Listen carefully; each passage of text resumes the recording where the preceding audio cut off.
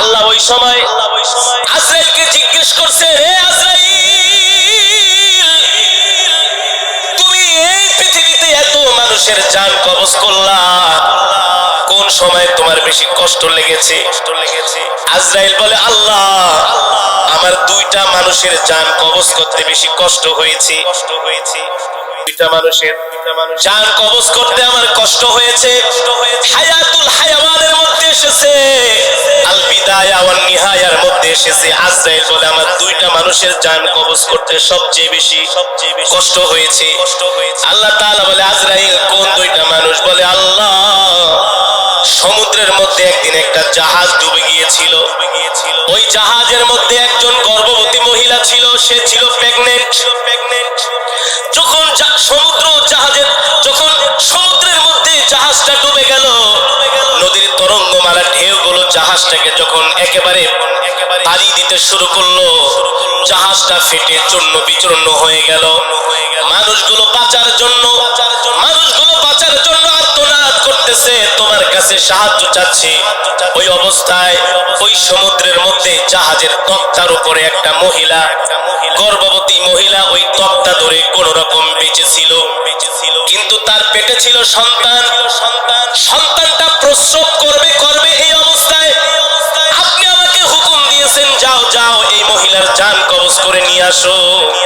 ওই সময় আমার খুব মায়া লেগেছিল, এই অবস্থায় যদি আমি এই মহিলার জান কবজ করি, এই মহিলারই কি হবে আর বাচ্চাটারই কি হবে? তাও সমুদ্রের মধ্যে প্রচন্ড ঢেউ। যদি তীরে হতো অথবা কোনো লোকালয় হতো, আমার এত মায়া লাগতো না।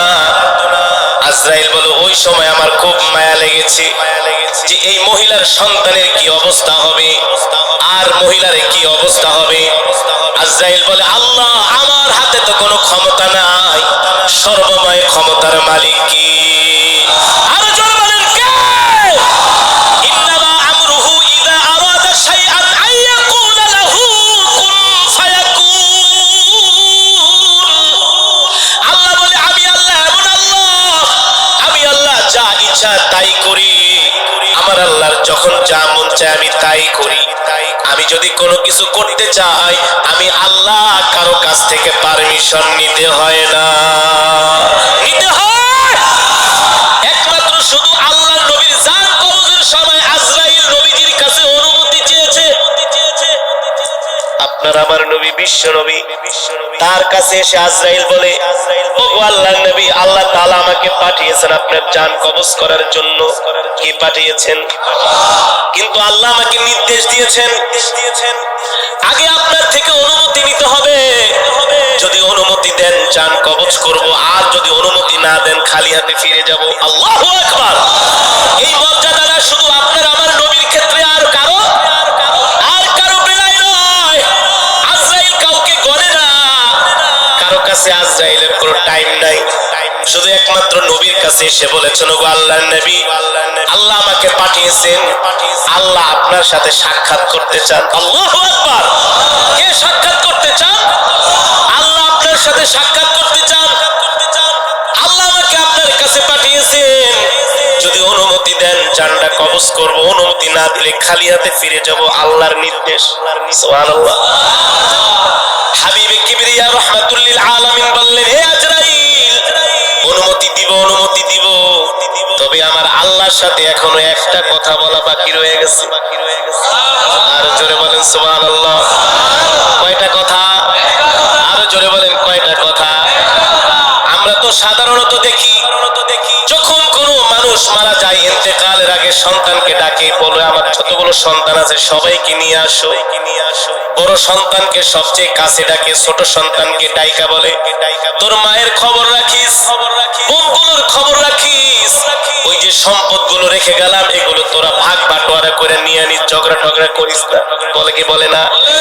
মেয়েদেরকে বিবাহ দিয়েছি, ছোট মেয়েটাকে মাঝে মাঝে দাওয়াত দিয়ে না খাওয়াইস, খোঁজ খবর রাখিস, ঠিক কিনা বলেন? আপনার আমার নবী কলিজার টুকরা বিশ্ব নবী রাহমাতুল লিল আলামিন আজরাইলকে বলে, আজরাইল, ও আজরাইল, আইনা আখি জিবরাইল, আমার ভাই জিবরাইল কোথায়? আল্লাহু আকবার! আজরাইল বলে, হুয়া ফিস সামাইল উলা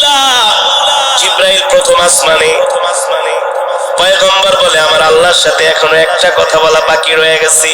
এই কথাটা যতক্ষণ পর্যন্ত আমি না বলবো, এই কথার ফায়সালা যতক্ষণ পর্যন্ত না হবে, আমি নবী আমার জান কবজ করার অনুমতি দিব না।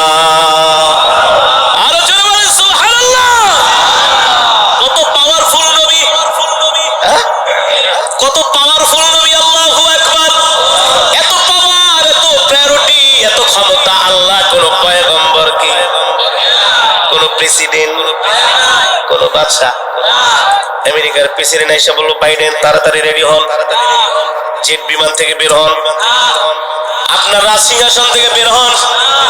আরে আজরাইল আইসা বুকের ভিতরে ধরবো বলে সময় শেষ, বহুত খাইছস, বহুত নাফরমানি করছস, এবার কড়াই গন্ডায় হিসাব দিতে হবে। ঠিক কিনা বলেন? আমার নবী দু জাহান সরকারে দু আলম ইমামুল আম্বিয়া সাইয়্যিদুল মুরসালিন খাতামুন নবিয়্যিন, আল্লাহু আকবার। পয়গম্বর বলে আইনা আখি জিবরাইল, এ মালাকুল মউত জিবরাইল নিয়ে তারপরে মৃত্যুর অনুমতি। পয়গম্বর বলতে দেরি জিবরাইল তার 70,000 টানা চাপড়ায়া নবীর সামনে হাজির। সুবহানাল্লাহ বলেন। নবীর ইন্তেকালের অবস্থা ও যুবক ভালো করে খেয়াল করো। নবীর চোখে পানি, জিবরাইলের চোখেও পানি। নবী বলে ইয়া আখি লিমা তাবকি ইয়া জিবরাইল, ও ভাই জিবরাইল আপনি কাঁদেন কেন? আল্লাহু আকবার। পয়গম্বর বলে জিবরাইল আপনি কাঁদেন কেন? জিবরাইল বলে আল্লাহর নবী আমি কাঁদি তো কাঁদি, কারণ আছে, আপনি কাঁদেন কেন? আল্লাহু আকবার। আপনার মাহবুব, আপনার বন্ধু তো আপনার জন্য বসে আছে, আপনার সাথে সাক্ষাৎ করবে। আল্লাহু আকবার। আপনার জন্য জান্নাত রেডি, আপনার জন্য হুর গিলমান সব রেডি। আপনি তো দোজাহানের বাদশা, দুনিয়া তো বাদশাহী করছেন, জান্নাত আপনি বাদশা। আল্লাহু আকবার। আপনার সুপারিশ ছাড়া কেউ জান্নাতে যেতে পারবে না। আপনি আগে জান্নাতের তালা খুলবেন, এরপরে সব পয়গম্বররা জান্নাতে যাবে, এর আগে আল্লাহ কাউকে পারমিশন দেবে না। আপনি কেন কাঁদতেছেন? আরে আপনি তো দুলা, আপনি তো বর, আপনাকে নেওয়ার জন্য ফেরেশতারা তৈয়ার, আপনাকে সংবর্ধনা দিয়ে আল্লাহর কাছে নিয়ে যাবে, জান্নাতে নিয়ে যাবে। আমি তো জিবরাইল কাঁদি কাঁদি, আপনি কাঁদেন কেন? নবীজি বলে জিবরাইল তুমি বলো তুমি কাঁদো কেন? জিবরাইল বলো গো আল্লাহর নবী, মালাকুল মউত আপনার শিহরে বসা, আপনার মাথার কাছে বসা, অনুমতি দিলেই তো আপনার জান কবজ করে ফেলবে, কিন্তু আপনি ইন্তেকাল করবেন, এই কষ্ট তো আমি জিবরাইল সইতে পারি না। আল্লাহ আমাকে বিশেষ ফেরেশতা বানানোর কারণে আল্লাহ আমাকে কত পয়গম্বরের কাছে ওহী নিয়ে পাঠাইছে। কোন পয়গম্বরের কাছে আমি 10 বার ওহী নিয়ে গিয়েছি, কোন পয়গম্বরের কাছে আমি 20 বার ওহী নিয়ে গিয়েছি, কোন পয়গম্বরের কাছে আমি 80 বার ওহী নিয়ে গিয়েছি, কোন পয়গম্বরের কাছে আমি 300 বার ওহী নিয়ে গিয়েছি। কিন্তু আপনি এমন একজন আল্লাহর পয়গম্বর, আমি আপনার কাছে 100 বার 80 বার 300 বার নয়, আমি আপনার কাছে 1000 2000 বার নয়, আমি আপনার কাছে 5000 10,000 বার নয়, আমি জিবরাইল আপনার কাছে ওহী নিয়ে 24,000 বার এসেছি। আল্লাহু আকবার। আল্লাহু আকবার। আপনার ইন্তেকাল হবে, আমার কলিজা ফেটে যায়, আজকের পর থেকে আর কলিজার টুকরা নবীকে দেখব না। আল্লাহু আকবার। ও নবী এবার আপনি বলেন আপনার চোখে পানি কেন? জিবরাইল বলে, পয়গম্বর বলে ও জিবরাইল ফেরেশতা বসে আছে, অনুমতি দিলেই জান কবজ করবে, কিন্তু ইন্তেকালের আগে আমি জানতে চাই আমার ইন্তেকালের পরে আমার এতিম উম্মতের কে খবরদারি করবে? আল্লাহু আকবার। এ জিবরাইল আমি আমার মৃত্যুর জন্য প্রস্তুত আছি, তৈয়ার আছি, কিন্তু এই কথাটার আগে ফয়সালা করবে আল্লাহ, তারপরে আমি আমার জান কবজ করব। জিবরাইল চলে গেলেন আল্লাহ তাআলার আরশে আজিমে। আল্লাহ রাব্বুল আলামিন জিজ্ঞেস করলেন জিবরাইল কেন এসেছো? জিবরাইল বললেন ওগো আল্লাহ, একটা কথা ফয়সালা না হওয়ার আগে আপনার বন্ধু জান কবজ করার অনুমতি দিবে না। আল্লাহ বলে হে জিবরাইল আমি তো আমার বন্ধুর নিচের কথা, কোনো গোপন কথা তো আমি আল্লাহর বাদ রাখি নাই। তার সকল মনের আশা তো আমি পূরণ করেছি। আমার বন্ধুর এখনো কি বাকি রয়ে গেছে? এবার জিবরাইল বলে, আপনার বন্ধু বলেছেন তার ইন্তেকালের পরে তার এতিম উম্মতের কি খবরদারি করবে। এবার রব্বুল আলামিন বলে, ও জিবরাইল, যাও যাও, আমার বন্ধুর ইন্তেকালের আগে আমার বন্ধুকে সুসংবাদ দিয়া দাও। আমার বন্ধুর ইন্তেকালের পরে স্বয়ং আমি আল্লাহ রাব্বুল আলামিন তার উম্মতের খবরদারি করব। আল্লাহু আকবার। এই কথা শুনে নবীজির মুখে হাসি। এবার হাবিবে কিবরিয়া বলে, ও আজরাইল, মালাকুল মউত, তুমি আমার জান কবজ করো। ও মুসলমান, ইন্তেকালের সময় নবী উম্মতি বলেছেন। এবার নবী বুক মোবারকের মধ্যে আজরাইল তার হাতটা দিয়েছে। কিতাবের মধ্যে এসেছে, নবীজি বলে, আজরাইল, তুমি কি বুকের ভিতরে আমার হাত দিয়েছো নাকি সারা দুনিয়াটা আমার বুকের মধ্যে চাপায় দিছো? আজরাইল, ও আজরাইল, যত কষ্ট আমাকে দাও, আমার এতিম উম্মতকে মৃত্যুর সময় কষ্ট দিও না। আল্লাহু আকবার। যারা বলেন আল্লাহু আকবার। পয়গম্বর বলে, আজরাইল, ওয়াদা করো আমার উম্মতকে কষ্ট দিবে না।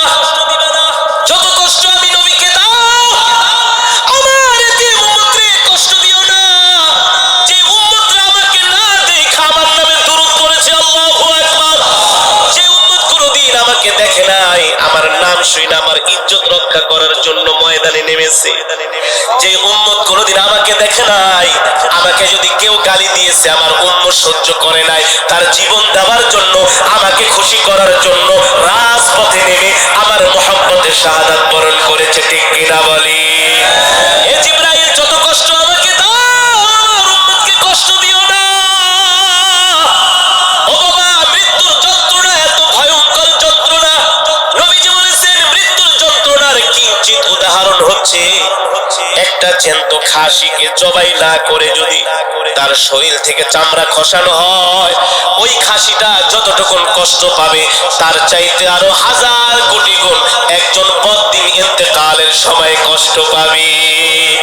এই কারণে নবীজি বলেছেন, হে আজরাইল, আমার উম্মতকে কষ্ট দিও না। এবার আজরাইল বলে, ওগো নবী, আপনাকে মৃত্যুর সময় সুসংবাদ দিচ্ছি, দুনিয়ার জমিনে সত্যিকার অর্থে আপনাকে আপনার যেই উম্মতেরা মহব্বত করবে, ভালোবাসবে, তাদেরকে আমি এইভাবে জান্নাতে তাদের জান আমি এইভাবে কবজ করব, মনে হয় ছোট শিশু তার মায়ের দুধ খাচ্ছে। আল্লাহু আকবার। জান্নাতের সুঘ্রাণ তার নাকের ভিতরে চলে যাবে, কোন সময় তার রূহটা বের হয়ে যাবে সে কোনো সময় টেরও পাবে না। আল্লাহু আকবার। ও মুসলমান, এই দুনিয়া থাকার জায়গা নয়, এই দুনিয়া ছেড়ে আমাদেরকে চলে যেতে হবে। কোন সময় মৃত্যুর ডাক চলে আসে আমরা কেউ জানি না। জানি না, কে বলেন? আমরা কেউ জানি না। সদা সর্বদা মৃত্যুর জন্য আমাদেরকে প্রস্তুতি নিতে হবে, সদা সর্বদা মৃত্যুর জন্য আমাদেরকে তৈয়ার হতে হবে। অথচ আমরা দুনিয়া নিয়ে আসি, অথচ আমরা বাড়ি গাড়ি নিয়ে আসি, অথচ আমরা টাকা পয়সা নিয়ে আসি, আমরা আমাদের দল নিয়ে আসি, আমরা আমাদের ক্ষমতা নিয়ে আসি। খোদার কসম করে বলি, তুমি দুনিয়াকে নিয়ে যতই চিন্তা ভাবনা করো না কেন, যতই প্ল্যান প্রোগ্রাম করো না কেন, আল্লাহ তাআলার পক্ষ থেকে যখন নির্দেশ আসবে, তোমাকে চার হাত পা নিয়ে কবরে চলে যেতে হবে। ঠিক কিনা বলি? এই কারণে আল্লাহ বলছেন, ইয়া আইয়ুহাল ইনসান, ইয়া আইয়ুহাল ইনসান, মা গররাকা বিরাব্বিকাল কারীম। আল্লাহ বলছে, হে দুনিয়ার মানুষ, পৃথিবীর এমন কোন শক্তি আছে যারা তোদেরকে আমার আল্লাহর কাছ থেকে দূরে সরায় রাখে? আল্লাহ বলেন, আল্লাযী খলাকাকা ফাসাওয়াকা ফাআদালাক ফি আইয়ি সূরাতিন মা শাআ রাক্কাবাক। এ মানুষ, তোর কোনো অস্তিত্ব ছিল না, তুই ছিলি অস্তিত্বহীন। আমি আল্লাহ এক ফোঁটা নাপাক পানি থেকে তোকে সৃষ্টি করেছে। ঠিক কিনা বলেন? অন্য আয়াতে আল্লাহ বলছেন, কাইফা তাকফুরুনা বিল্লাহ, কিভাবে তুই আল্লাহর সাথে কুফরি করস, আর কিভাবে তুই মুসলমান হইয়া ইসলামের বিরুদ্ধে কথা বলস। ঠিক কিনা বলেন? আল্লাহ বলেন, কাইফা তাকফুরুনা বিল্লাহ, আল্লাহর সাথে কুফরি করিস না। কি করিস না? ক্ষমতা পায়া শুধু লাফাইস না আর ক্ষমতার দাপট দেখাইস না। এর কারণ হলো ফেরাউন কিন্তু 450 বছর ক্ষমতা ছিল, আল্লাহ ফেরাউনকে লোহিত সাগরের মধ্যে ডুবিয়ে মেরেছে। ঠিক কিনা বলেন? আল্লাযী খলাকাকা ফাসাওয়াকা ফাআদালাক ফি আই সূরাতিন মা শাআ রাক্কাবাক। আল্লাহ বলে বান্দারে কিভাবে তোরা আমার সাথে নাফরমানি করস, তোদেরকে আমি আল্লাহ কত সুন্দর করে বানাইছি। একজনের চেহারার সাথে আর একজনের চেহারার কোনো, একজনের কণ্ঠের সাথে আর একজনের কণ্ঠের, একজনের যোগ্যতার সাথে আর একজনের যোগ্যতার কোনো, যতই প্রতিভাবান মানুষ হোক না কেন, বলে ভাই আপনার গজল, আপনার কেরাত, আপনার বক্তৃতা একেবারে তার মতো। আরে এই বাংলার জমিনে সুন্দর বক্তৃতা দেওয়ার মতো একজন নেতাই এসেছেন, শেখ মুজিবুর রহমান। কত নেতা বক্তব্য দেয় কিন্তু বঙ্গবন্ধুর মতো শোনা যায় এক পিস। আল্লাহ ওয়ান পিস পিস করে দুনিয়াতে পাঠাইছে প্রতিভা দিয়া। তোমাকে আল্লাহ যে প্রতিভা দিয়েছে তাকে সেই প্রতিভা দেয় নাই। তোমার মধ্যে আল্লাহ যে যোগ্যতা দিয়েছে তার মধ্যে সেই যোগ্যতা দেয় নাই। তোমার মধ্যে আল্লাহ যে নিয়ামত দান করেছেন তার মধ্যে সেই নিয়ামত দেয় নাই। আল্লাহ বলে আমি আল্লাহ এমন আল্লাহ, ফি আইয়ি সূরাতিন মা শাআ রাক্কাবাক। আমি আল্লাহ তোমাদেরকে যেমন চেয়েছি তেমন সুন্দর করে আমি আল্লাহ তোমাদেরকে বানাইছি। আল্লাহু আকবার। আল্লাহু আকবার। আল্লাহ বলে দুনিয়াতে পাঠাইলাম আর আয়েশা আমার নাফরমানি, দুনিয়াতে পাঠাইলাম আর আয়েশা আমার নাফরমানি। ইসলামের বিরুদ্ধে কথা বলো, কোরআনের বিরুদ্ধে কথা বলো, আছে কি আছে না? জোরে বলেন আছে কি আছে না? আল্লাহ বলে মসজিদের মিনার থেকে আমি তোমাদেরকে ডাকি হাইয়া আলাস সালাহ, নামাজের দিকে আসো, হাইয়া আলাল ফালাহ, কল্যাণের দিকে আসো। আর তোমরা ঘাড় বেঁকা কইরা চায়ের দোকানে বৈশা বৈশা বাংলা সিনেমা দেখো। একটা সিনেমা 3 ঘন্টা পর্যন্ত বৈশা বৈশা দেখো, কোনো কষ্ট লাগে না। আর মসজিদে নামাজ পড়তে গেলে মাত্র 15 মিনিট টাইম লাগে। মনে হয় ওই 15 মিনিট টাইম বৈশা দেখলে তোমার একেবারে কলিজাটা ছিঁড়া যায়। ঠিক কিনা বলেন? এগুলো শয়তানের প্ররোচনা। কার প্ররোচনা? জোরে বলেন কার প্ররোচনা? আল্লাহ বলে বান্দারে যা কিছু করস না কেন কর, যা কিছু করস না কেন কর। কাল্লা বাল তুকাদ্দিবুনা বিদ্দীনি ওয়া ইন্না আলাইকুম লাহাফিজিন কিরামান কাতিবিনা ইয়ালামুনা মা তাফআলুন।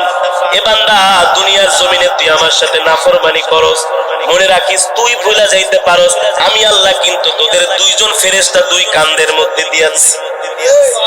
তারা শুধু ভিডিও করে রাখবে। কি করে রাখবে? জোরে বলেন কি করে রাখবে? আল্লাহ বলে হাসরের মাঠে আমি যখন বিচারের মাঠ কায়েম করব, তোরা যখন আমার বিচারের কাঠ গড়ায় দাঁড়াবি, আমি আল্লাহ বলবো এই কাজ, এই অন্যায় তুই গভীর রজনীতে করেছিলি। তুই বলবি আল্লাহ আমি জিনা করি নাই, আমি মানুষকে গভীর রাত্রে গুলি কইরা মারি নাই, আমি কারোর সম্পদ লুণ্ঠন করি নাই, আমি কোন আলেমের গায়ে হাত দেই নাই। গতকালকের আগের দিন একজন সন্ত্রাসী একজন ইমামের 2 হাত কেটে ফেলেছে। জানেন না? ইমাম সাহেব বরিশালের বাবুগঞ্জে কত বড় জানোয়ার, কত বড় অপদার্থ, কত বড় কুলাঙ্গার। ঠিক আছে, ঠিক আছে। ইমাম সাহেব সে কি ফেরেশতা? মানুষ না? তার ভিতরে দোষ গুণ নাই? এ কারণেই তো শাহ আতাউল্লাহ বুখারী রাহমাতুল্লাহি আলাইহি তার কাছে এলাকার কিছু মানুষ গিয়েছে, বলে হযরত আমাদেরকে একজন ইমাম দেন। কি দেন? ইমাম দেন। সমাজে এমন কিছু কুলাঙ্গার আছে, বেয়াদব আছে, এই কুলাঙ্গাররা মাঝে মাঝে মসজিদের ইমাম আলেমদের সাথে বেয়াদবি করে। যে সমস্ত যুবক আলেমদের সাথে বেয়াদবি করবে বুঝতে হবে ওর জন্মে সমস্যা আছে। কিসের সমস্যা আছে? জন্মে সমস্যা, ওর রক্তের সমস্যা, ওর ব্লাডের মধ্যে সমস্যা। রাগ করতেছেন? প্রমাণ দিব। ওলীদ ইবনে মুগীরা কে? ওলীদ ইবনে মুগীরা আমার নবীকে গালি দিয়েছে। ওমর এসে খেপে গেছে, ও নবী আপনাকে ওলীদ গালি দিছে, মুগীরা অনুমতি দেন, একেবারে কল্লা ফেলে দিব। নবীজি বলে আরে ও তো গালি দিবে, ওর তো জন্মের সমস্যা আছে। কিসের সমস্যা?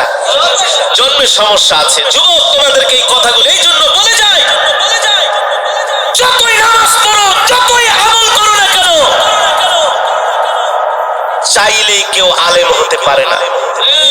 এটা মাওলার পক্ষ থেকে কবুলিয়ত মঞ্জুরি হয়ে আসতে হয়। আরে মিয়া, কত শত শত কোটি টাকার মালিক আমার সাথে পড়াশোনা করেছে, প্রাইভেট গাড়ি দিয়া বাবা এনে মাদ্রাসায় দিয়ে যেত। 3 বেলা দুধ, কলা, মাখন, খাসি, গরু খাওয়াইতে খাওয়াইতে ফার্মে মুরগি বানায় ফেলাইছে। কোরআন শরীফ 10 পারা পড়ে আর 5 পারা বলে যায়। উস্তাদরা পড়াইতে গেলে পিটান দিলে বাপের কাছে বিচার দেয়, বাপে আবার এসে হুজুরকে হাতায়। ওই যে মালপানি, হুজুর আপনি আমার ছেলে। একদিন এক উস্তাদকে এমন করে ধমকাইতেছে, আপনি আমার ছেলের গায়ে হাত দিয়েছেন, জানেন আমি কে, আমার কত ক্ষমতা। হুজুর বলে আপনার ঘোড়ার ডিমের ক্ষমতা, জান আপনি। হুজুরের চোখে পানি।